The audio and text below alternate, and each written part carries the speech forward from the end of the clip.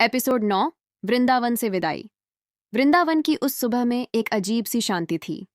हवा चल तो रही थी, लेकिन उसमें पहले जैसी चंचलता नहीं थी। मानो प्रकृति को भी आभास हो गया हो कि आज कुछ बदलने वाला है।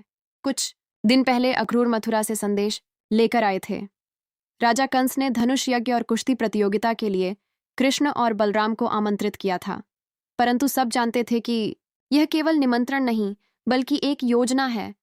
नंद बाबा गहरी चिंता में थे। माता यशोदा का हृदय बार बार कांप उठता था। गोपियां उदास थीं और राधा के मन में अनकही पीड़ा थी। लेकिन कृष्ण शांत थे। उन्होंने मुस्कुराते हुए सबको आश्वासन दिया, चिंता मत कीजिए, हम शीघ्र लौट आएंगे। अगली सुबह रथ तैयार था। अक्रूर उसे लेकर खड़े थे। बलराम और कृष्ण रथ पर चढ़ने लगे।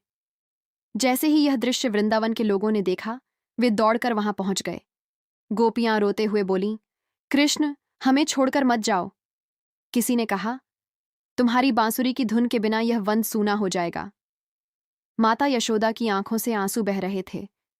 उन्होंने कृष्ण को गले लगाया, जैसे समय को रोक लेना चाहती हों।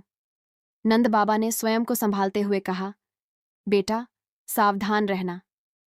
राधा दूर खड़ी थीं। उनकी आंखें नम थीं, परंतु उन्होंने कुछ नहीं कहा। उनका मौन ही उनके प्रेम की गहराई बता रहा था। कृष्ण रथ से उतरे और राधा के पास आए। कुछ क्षणों तक दोनों एक दूसरे को देखते रहे। शब्दों की आवश्यकता नहीं थी। उनके बीच का संबंध शब्दों से परे था। कृष्ण ने धीरे से कहा, वृंदावन मेरे हृदय में है, मैं कभी दूर नहीं हो सकता। फिर वे रथ पर बैठ गए। जैसे ही रथ आगे बढ़ा, गोपियां उसके पीछे दौड़ने लगीं। वे पुकार रही थीं, कृष्ण, कृष्ण। रथ धीरे धीरे वृंदावन की सीमा पार करने लगा। यमुना किनारे की हवा भारी हो गई। पेड़ जैसे स्थिर हो गए। गायें भी शांत खड़ी रहीं।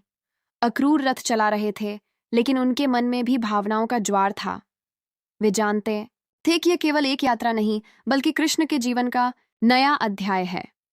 रास्ते में अक्रूर ने कृष्ण से कहा, प्रभु, मथुरा में कंस की योजना सरल नहीं है। कृष्ण मुस्कुराए और बोले, जो होना है वही होगा। अधर्म का अंत निश्चित है। उनकी आंखों में दृढ़ता थी। वृंदावन पीछे छूट चुका था, लेकिन उसका प्रेम कृष्ण के साथ था। उधर वृंदावन में सन्नाटा छा गया। गोपियां उदास थीं। राधा यमुना किनारे बैठी थीं, मानो बांसुरी की धुन सुनने की प्रतीक्षा कर रही हों। लेकिन यह विदाई अंत नहीं थी। यह उस नियति की ओर बढ़ता कदम था, जहां कृष्ण को कंस का सामना करना था।